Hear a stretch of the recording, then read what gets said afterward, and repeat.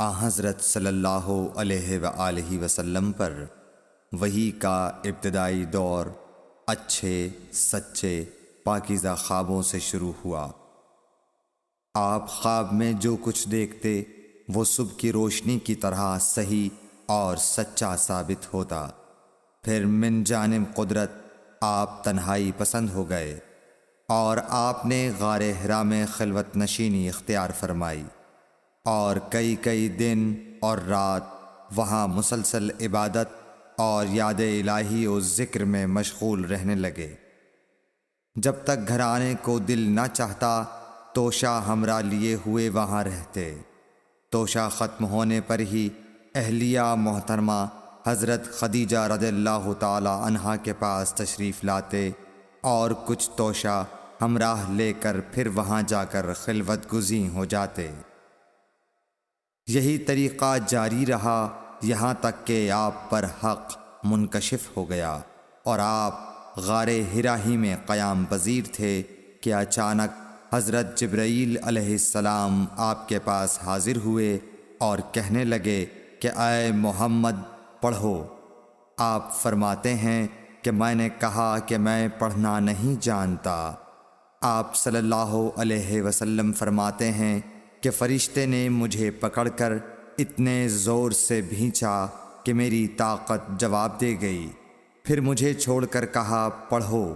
میں نے پھر وہی جواب دیا کہ میں پڑھا ہوا نہیں ہوں۔ اس فرشتے نے مجھ کو نہایت ہی زور سے بھینچا کہ مجھ کو سخت تکلیف محسوس ہوئی۔ پھر اس نے کہا کہ پڑھ۔ میں نے کہا میں پڑھا ہوا نہیں ہوں۔ فرشتے نے تیسری بار مجھ کو پکڑا اور تیسری مرتبہ پھر مجھ کو بھینچا۔ پھر مجھے چھوڑ دیا اور کہنے لگا کہ پڑھو اپنے رب کے نام کی مدد سے جس نے پیدا کیا اور انسان کو خون کی پھٹکی سے بنایا۔ پڑھو اور آپ کا رب بہت ہی مہربانیاں کرنے والا ہے۔ بس یہی آیتیں آپ حضرت جبرائیل علیہ السلام سے سن کر اس حال میں غار حرا سے واپس ہوئے کہ آپ کا دل اس انوکھے واقعے سے کانپ رہا تھا۔ آپ حضرت خدیجہ کے ہاں تشریف لائے اور فرمایا کہ مجھے کمبل اوڑھا دو، مجھے کمبل اوڑھا دو۔ لوگوں نے آپ کو کمبل اوڑھا دیا۔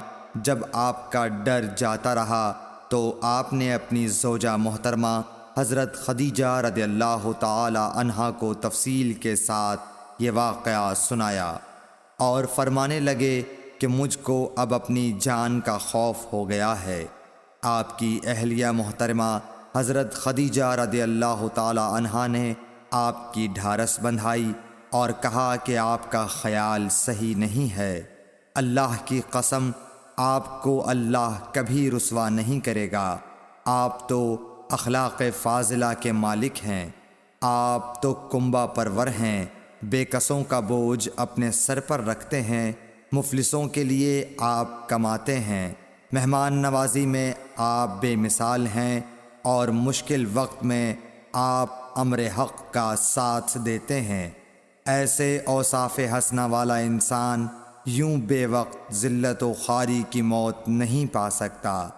پھر مزید تسلی کے لیے حضرت خدیجہ رضی اللہ تعالی عنہا آپ کو ورقہ بن نوفل کے پاس لے گئیں جو ان کے چچا زاد بھائی تھے اور زمانہ جاہلیت میں نصرانی مذہب اختیار کر چکے تھے اور عبرانی زبان کے کاتب تھے۔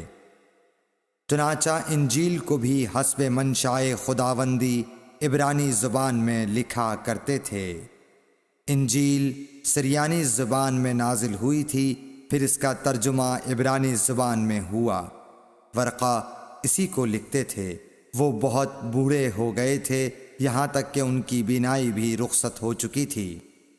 حضرت خدیجہ رضی اللہ تعالی عنہا نے ان کے سامنے آپ کے حالات بیان کیے اور کہا کہ اے چچا زاد بھائی، اپنے بھتیجے محمد صلی اللہ علیہ وسلم کی زبانی ذرا ان کی کیفیت سن لیجئے۔ وہ بولے کہ بھتیجے آپ نے جو کچھ دیکھا ہے اس کی تفصیل سناؤ۔ چنانچہ آپ صلی اللہ علیہ وآلہ وسلم نے از اول تا آخر پورا واقعہ سنایا، جسے سن کر ورقہ بے اختیار ہو کر بول اٹھے کہ یہ تو وہی ناموس معزز رازدان فرشتہ ہے جسے اللہ نے حضرت موسیٰ علیہ السلام پر وحی دے کر بھیجا تھا۔ کاش میں آپ کے اس عہد نبوت کے شروع ہونے پر جواں عمر ہوتا، کاش میں اس وقت تک زندہ رہتا جب کہ آپ کی قوم آپ کو اس شہر سے نکال دے گی۔ رسول کریم صلی اللہ علیہ وآلہ وسلم نے یہ سن کر تعجب سے پوچھا کہ کیا وہ لوگ مجھ کو نکال دیں گے، حالانکہ میں تو ان میں صادق و امین و مقبول ہوں۔ ورقہ بولا، ہاں یہ سب کچھ سچ ہے، مگر جو شخص بھی آپ کی طرح امر حق لے کر آیا لوگ اس کے دشمن ہی ہو گئے ہیں۔ اگر مجھے آپ کی نبوت کا وہ زمانہ مل جائے تو میں آپ کی پوری مدد کروں گا، مگر ورقہ کچھ دنوں کے بعد انتقال کر گئے، پھر کچھ عرصے تک وحی کی آمد موقوف رہی۔ صحیح بخاری حدیث نمبر 3۔